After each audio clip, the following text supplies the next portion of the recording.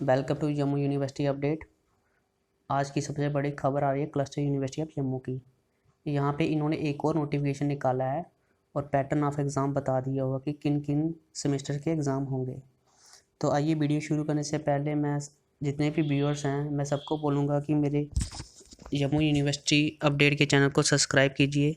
चाहे जम्मू यूनिवर्सिटी के बच्चे हों या चाहे क्लस्टर यूनिवर्सिटी के बच्चे हों, मैं सबको नोटिफिकेशन प्रोवाइड करता हूँ। कोई भी अगर कॉलेज से नोटिफिकेशन आती है तो सबसे पहले मेरी कोशिश रहती है कि मैं अपने यूट्यूब चैनल पे पहुँचाऊँ। तो बात करते हैं इस नोटिफिकेशन की। इस नोटिफिकेशन में ये आया कि टर्मिनल सेमेस्टर के जो क्लस्टर यूनिवर्सिटी के अंडर हैं सिर्फ टर्मिनल सेमेस्टर के एग्ज़ाम होंगे, बाकी इंटरमीडिएट सेमेस्टर के एग्ज़ाम नहीं होंगे। ये बहुत बड़ी खुशखबरी है क्लस्टर यूनिवर्सिटी ऑफ जम्मू के स्टूडेंट्स के लिए। यहाँ पे मेंशन किया है conduct of terminal semester exam college wise examination will be held 1 जुलाई से लेकर 15 जुलाई के बीच में सेमेस्टर 6 के 6 सेमेस्टर के एग्ज़ाम होंगे कॉलेज वाइज और 1 जुलाई से लेके 15 जुलाई के बीच में। उसके बाद examination for all 6 semester UG honours, integrated honour, integrated BEd MEd programme and for all PG programme in 4th semester will be conducted from 1 July to 15 July. मतलब कि 6 सेमेस्टर के चाहे यूजी के बच्चे हों, 6 सेमेस्टर के चाहे यूजी इन honours के बच्चे हों, इंटीग्रेटेड ऑनर्स के बच्चे हों, इंटीग्रेटेड बीएड एमएड के बच्चे हों या फिर पीजी 4th सेमेस्टर के बच्चे हैं, उनके एग्ज़ाम कंडक्ट होंगे 1 जुलाई से लेकर 15 जुलाई के बीच में। तो जो भी डेट शीट होगी ये आपकी जो कॉलेज वाले ही प्रोवाइड कर देंगे। उसके बाद आते हैं इंटरमीडिएट सेमेस्टर। जैसे कि पता कि इस वक्त इवन सेमेस्टर चल रहा है, 2nd semester, 4th semester, 6th semester. 6th semester के तो एग्ज़ाम होने ही हैं।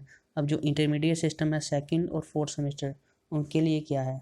The conduct of exam and evaluation of 2nd and 4th semester will be made on the following parameters. Parameter कौन कौन से? फर्स्ट क्या है? There will be no major exam for 2nd and 4th semester for UG honours, integrated BEd MEd and integrated honours and 2nd semester for PG, but only minor internal examination will be conducted respective college and school। इसका मतलब कि 2nd और 4th semester चाहे UG का बच्चा हो, चाहे UG honours का बच्चा हो, इंटीग्रेटेड बीएड एमएड का बच्चा हो, या फिर 2nd सेमेस्टर पीजी का बच्चा हो अंडर क्लस्टर यूनिवर्सिटी, उनके एग्ज़ाम नहीं होंगे और जो मेजर एग्ज़ाम नहीं होंगे। इसका मतलब कि जो भी एग्ज़ाम होंगे इंटरनल एग्ज़ाम होंगे। अब 100% रिजल्ट कैसे बनेगा इनका? For evaluation process purpose 50% weightage will be given to the minor examination. मतलब कि 50% वेटेज आपकी जो इंटरनल एग्ज़ाम हैं उसकी वेटेज होगी और 50% वेटेज होगी आपकी जो पिछले सेमेस्टर के मार्क्स होंगे।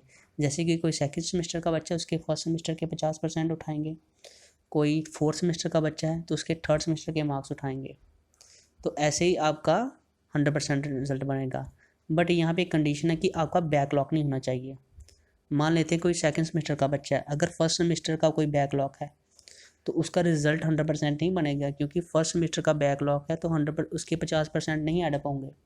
जब तक उसका 1st सेमेस्टर पास नहीं होता तब तक उसके 50% ऐड अप नहीं होंगे। तो 2nd सेमेस्टर पास करने के लिए आपका 1st सेमेस्टर क्लियर होना चाहिए। तो ऐसे ही 4th सेमेस्टर के लिए भी है। 4th सेमेस्टर के लिए आपका 3rd सेमेस्टर क्लियर होना चाहिए। मान लेते हैं कि आपका 3rd सेमेस्टर फेल है तो आपका क्या होगा? 4th सेमेस्टर का रिजल्ट नहीं बनेगा। और भी कुछ एक्स्ट्रा है 4th सेमेस्टर के लिए, उसके बारे में बाद में बताता हूँ। तो उसके बाद बोला कि minor examination will be conducted by the respective school college with in 10 day of the class. जैसे 10 दिन स्टार्ट होंगे आपके स्कूल या कॉलेज के, तो वहाँ पे आपका क्या होगा? माइनर एग्ज़ाम कंडक्ट किए जाएंगे जिसके 50% इंटरनल होंगे। उसके बाद बोला conduct of examination for student having backlog, जिनके बैकलॉग हैं 2nd में, 4th में, 5th बाई एनुअल में semester of all UG honours, integrated programme BEd MEd. There will be no conduct of examination for 2nd, 4th and 5th biannual semester. However, such of the students will be evaluated on the basis। मान लेते कोई किसी 2nd semester के बच्चे का backlog paper था, तो 2nd semester के बैकलॉग का बच्चे का कैसे रिजल्ट बनेगा? क्योंकि उसने भी रीवैल्यूएशन का फॉर्म भरा होगा या फिर री एग्ज़ाम का फॉर्म भरा होगा 2nd सेमेस्टर के बच्चे ने, तो उसका रिजल्ट कैसा बनेगा? 50% वेटेज उसकी इंटरनल की होगी और 50% अगर उसका 1st सेमेस्टर पास होगा तो तभी उसका 100% रिजल्ट बन के 2nd सेमेस्टर का रिजल्ट आ जाएगा। तभी लिखा 50% of weightage for the minor exam scored in the set semester and 50% of weightage of the result already obtain in the proceeding semester only, पिछले सेमेस्टर में only. In case of backlog the result will be kept withheld and will be updated on clearing all backlog. मान लेते हैं कोई 4th semester का बच्चा है, उसका पहले का बैकलॉग था, उसने री एग्ज़ाम का फॉर्म फिल किया था, उसने 4th सेमेस्टर के पेपर देने थे। तो इस बार कोरोना वायरस की वजह से पेपर तो होने नहीं है, तो उसका रिजल्ट कैसे बनेगा? अगर उसने पास होना 50% तो इंटरनल आ गए, तो जो 50% एक्सटर्नली आने थे, जो कंडक्ट होने थे पिछले सेमेस्टर के अकॉर्डिंग, तो अगर उसका 3rd सेमेस्टर का कोई पेपर पहले का रहता होगा या फिर 2nd सेमेस्टर का भी रहता होगा, जब तक वो सारे क्लियर नहीं होते तब तक 4th सेमेस्टर का रिजल्ट नहीं बन सकता। ऐसे कोई 5th सेमेस्टर का बच्चा है, तो अगर उसका कोई 1st सेमेस्टर में एक सब्जेक्ट रहता है, 2nd या 4th सेमेस्टर में कोई पेपर रहता होगा, जब तक वो सारे पेपर क्लियर ना होते तो 5th सेमेस्टर का रिजल्ट नहीं बनेगा। उसी के अकॉर्डिंग ये पैटर्न बनाया हुआ है।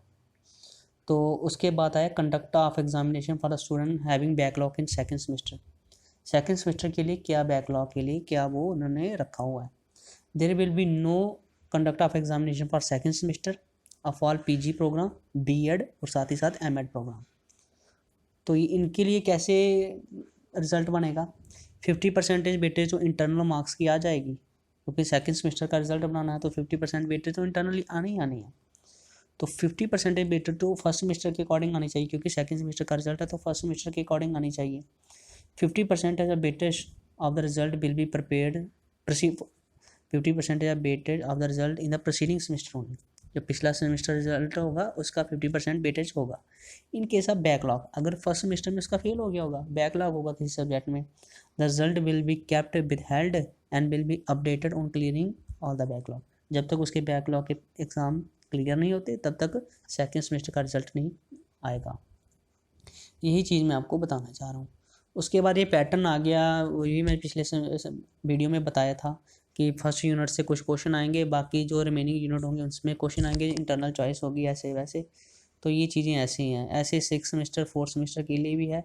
ये ज़्यादा इंपॉर्टेंट नहीं है, जो ज़्यादा इंपॉर्टेंट है वो ये है कि 6th सेमेस्टर के एग्ज़ाम होने हैं।